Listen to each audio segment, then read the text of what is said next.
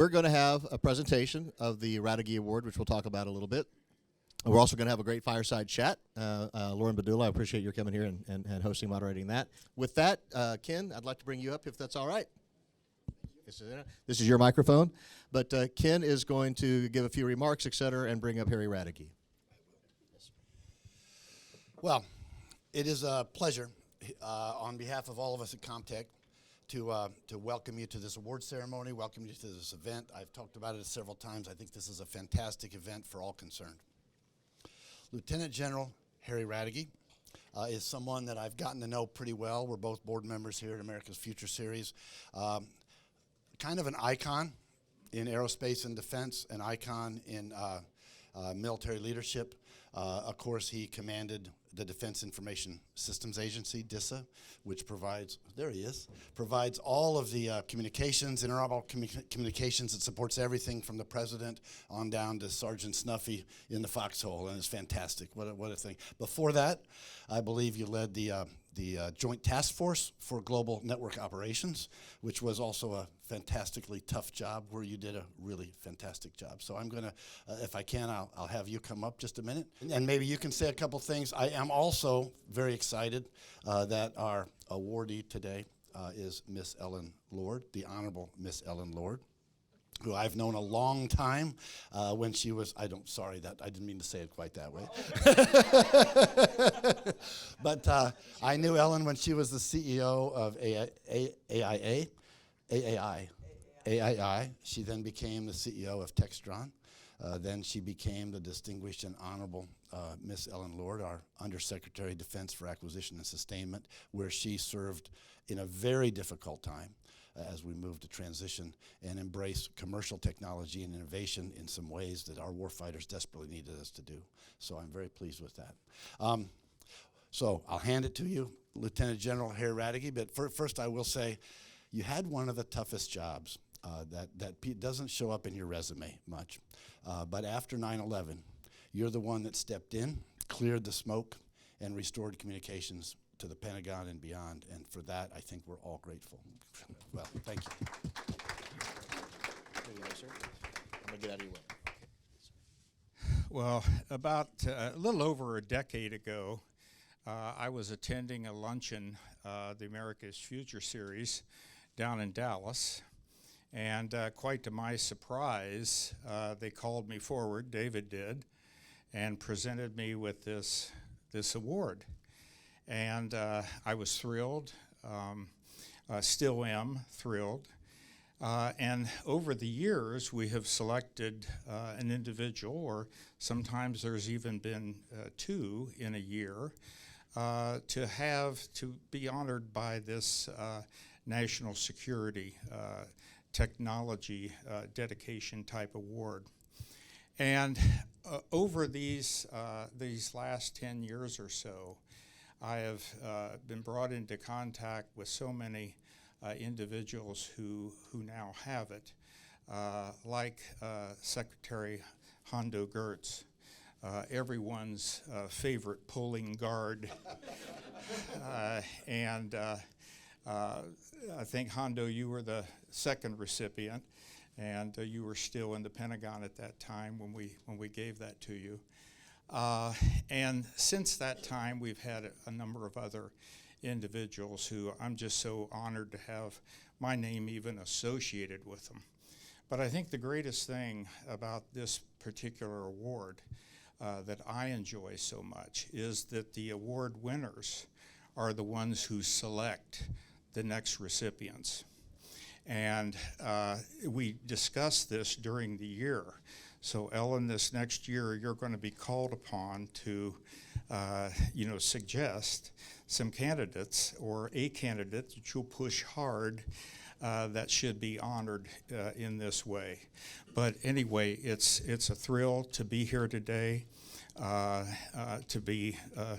have my name even associated closely with yours.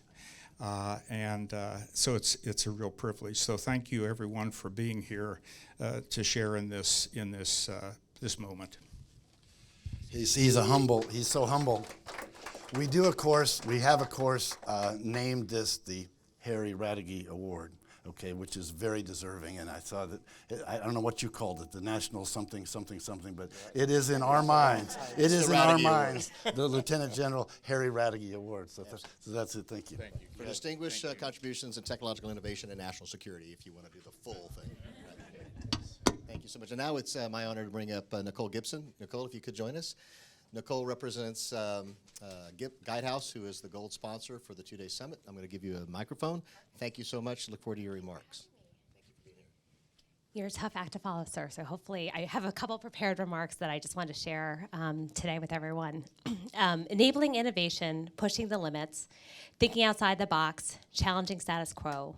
These are some of the themes from this year's National Security Summit and what we at Guidehouse strive for every day as we work with clients across the federal and commercial space to solve big problems, build trust in society, and empower our clients to build the future.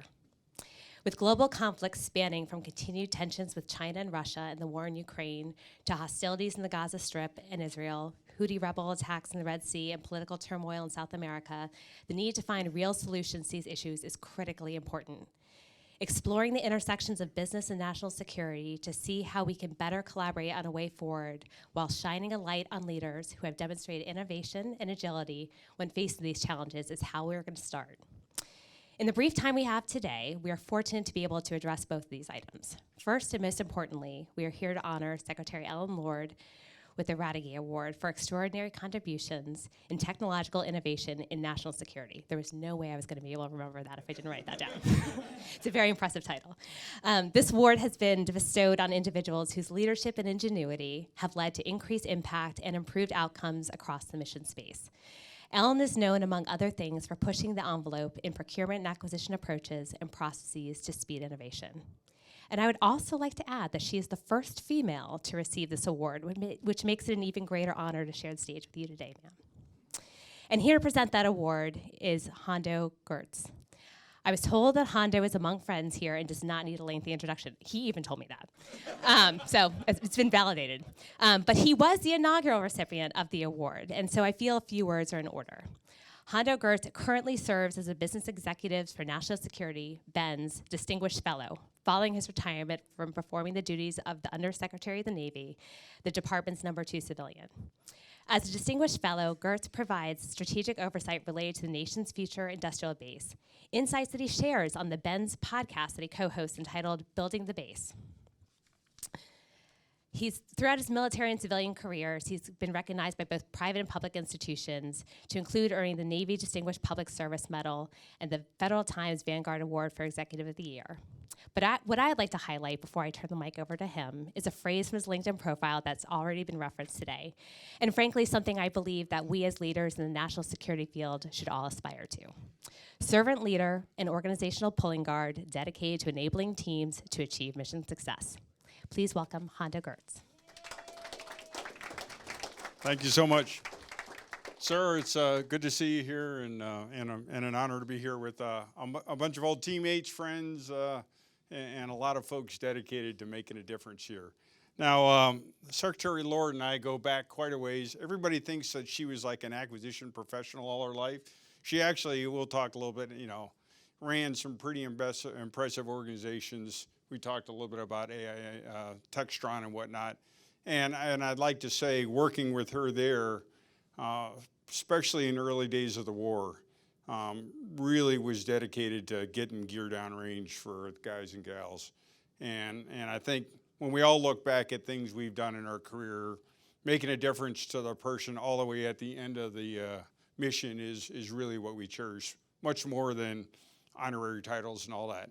Now, it's funny. I think I was the longest serving and first in the building as a service acquisition executive. Ellen was already there as the OSD. And there's always a little bit of tension between OSD and the services. Really, shockingly. Not that it ever occurred in the acquisition in the realm at all. And I remember in one of my first meetings, we sat down. She said, "What do we need to do to fix this? How do we get it right? Do we have appropriate oversight, but actually let the services go get the mission done? Let's figure that out." And then I think in about a week, rolled back the authorities to where it was the right side of accountability on both sides. While there, she helped us get Ford into deployment. Ford just came back yesterday, I think, after a combat deployment, 3 extensions. She helped us get Columbia in there, but most of all, I think she and I are founding members of the Acquisition Anonymous group, and we'd often meet either at 6 in the morning or 7 or 8 at night and just talk through what's going on, how do we make things better, what can I do to help you, what can you do to help me, all with kind of that, what's it mean to the person out in the field in mind. And for that, I think you are more than rightly recognized with such a great award. So with that, if you can come up. All right, I shouldn't drop this. I heard you've dropped like 4 of these on the way over here. Yeah, well, they're fragile. Yeah. So it's my honor to pass this on to you. And I also get away from not having to do this next year. You'll have to do this. But certainly, Ellen, thank you for all you've done for us in the services and all of our men and women downrange doing the nation's bidding. Thank you. Want me to take that? Don't drop it. That's a great. Okay. Thank you, Hondo, for that. And it's wonderful to be here with so many colleagues, seeing people over the years. So I accept this award on behalf of all the colleagues I've worked with, because everyone knows you don't get anything done unless you have a great team standing shoulder to shoulder with you. So I'm very, very pleased that all of you are involved in the national security community, because I'm afraid not as many Americans understand as they need to that our economic security and our national security are incredibly intertwined. So I'm particularly pleased that so many of us that serve together are now still pulling for the mission in a lot of different ways, because as Hondo said, it's really about fielding capability downrange every day, because we can sit here and have a lovely reception because a lot of people are not having such a great day out there. So once again, thank you very much to all the sponsors, General, for your leadership here, and David for pulling this all together.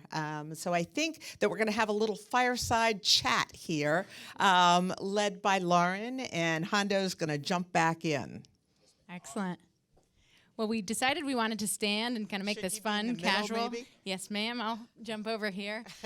So almost a TED Talk vibe today. We're so excited to be here with you all. And one of the themes for this week's summit is creating collaboration models in the industrial base. I can't think of 2 more notable leaders who work day and night to accomplish this. So excited to pick their brains a little bit about what they're up to now.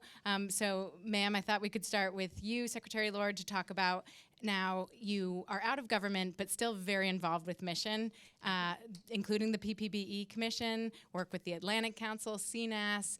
Could you give folks in the room just a sense of what you're working on today, and really with an eye towards being results-oriented? Absolutely. Well. Thank you, Lauren, for doing this. So I'll pick just one of those. The Planning, Programming, Budgeting, and Execution Commission is a congressional commission that's basically looking at how the Department of Defense gets money and spends money. And the idea being that, frankly, the pace of technological innovation has moved much, much more quickly than the pace of business system innovation. We are rolling out a final report on March 6th, and anyone that would like to come to that, please see me. We would love to have you there or get a hold of me. What are we doing? We are basically looking at the way that DoD communicates internally and also with Congress. And I always use this analogy that I took from business, since I spent most of my life in business. When I look at the Department of Defense, I look at the military services and the agencies as the operating units. I look at the Office of the Secretary of Defense as the corporate layer that just gets involved in the big dollar items, the very highly strategic items, and items that cross all of the different operating units. And then, unlike industry, where you might have 7, 9, 11, perhaps 13 board members on a board of directors, DoD is very fortunate to have almost 550 people on their board, and they are called Congress. So the challenge fundamentally becomes because Congress has this oversight responsibility, how do we speed up the communications between the Department of Defense and Congress to make sure we get the National Defense Authorization Act, and just as importantly, if not more importantly, the Appropriations Bill out on time to keep things going. And we've come up with a number of items that we talked about in our interim report that we will talk about at much greater length in the final report, with the idea that these recommendations will hopefully be embraced by the department as well as by Congress. So a few of the things that we are talking about: communication is key. And having constructive conversations means having data, to have data-driven conversations. So we are recommending digitizing many processes within the department around budgeting, so that we have common systems amongst all the different military services and agencies, flowing up to OSD and then flowing to the Hill. Right now, a lot of files get sent to the Hill. They're not searchable, they're not sortable, which means nobody can figure out really what all the dollars are going towards a certain item. I could talk about that forever. I won't, but I will tell you, I think we're going to make a lot of progress building on some very good activity right now within the building. We are also talking about streamlining the budgeting and the programming phases, because right now a lot of things happen in a serial fashion in the building, and then they all get jammed together at the 11th moment. So we are going to be building on some of the work that CAPE and Comptroller have been doing, and talk about using one system to put all their data in. We're also talking about how to consolidate program elements, different budget lines, to give program managers and program executive officers much more agility. Because the bottom line of what we're trying to do is make sure that we have a process that really delivers agility to those who are executing, that we are being innovative and using best commercial practices, and that we are moving at the speed of relevance. So it's going to be a great report out on March 6th, and I hope everybody takes a look at it, and hopefully it will help us all do our jobs better and be much more efficient. Thank you, Secretary Lord. And I think, again, your focus has been so geared towards moving the needle in terms of results and impact. When we talk about some of the challenges, we often hear a lot of them are cultural, and beyond the recommendations and policy changes, you're also a fantastic leader and mentor to others. So I just wanted to point that out as so key, and thank you for all of your efforts there. Thank you. And Secretary Geurts, now, unlike Ellen, kind of going in and out of government, you are now in the private sector just a couple years now. Wanted to know if you could talk a little bit about your experience, any surprises on that front, and tell folks what you've been up to as well. I think, one of the things was interesting to me is seeing what worked at SOCOM that could be done at the scale of the Navy. And I think our big core issue as a nation, as a DOD, and all this stuff is scale. We've proven we can do small things quickly with a lot of focus. We haven't proven we can do lots of things simultaneously at scale. And the only way I think we can tackle that, or at least my experience has been, is really take a network approach, right? That's what commercial's done. That's I would argue, one of the latest revolutions. We haven't really figured out how to do that and bring everybody together to take the best of everything we've got as a nation. Not either or, not primes or startups or venture or traditional, right? We need everybody pulling together. So a lot of my focus is really thinking about how do we bring the network together the nation needs to be both secure and prosperous. Right? And that's all about things like this, bringing everybody together, and not in a fake, everybody get a sandwich and say hello and exchange business cards, but really figure out how to leverage the strengths we have as a nation. And I think a lot of that, right? Network strength is number of nodes, diversity of nodes, and trust on the network. And I think we've got to work on all three of those. That's kind of where I'm focusing, right? How do we bring in a diverse set of voices? Right? How do we work at network speed, not be very transactional on things? right? How do we leverage the full diversity of what's out there, whether it's a commercial first or a venture first or a DoD first, and then how do we create the trust? And I think the important thing lately is, I think even when Ellen and I first came in the building 5 years ago, if you think back there was a debate whether we needed venture. There was a debate whether we needed new companies. There was a debate whether we could just fix it with a golden process, call it middle tier, and that'll solve everything, or whatever it was, right?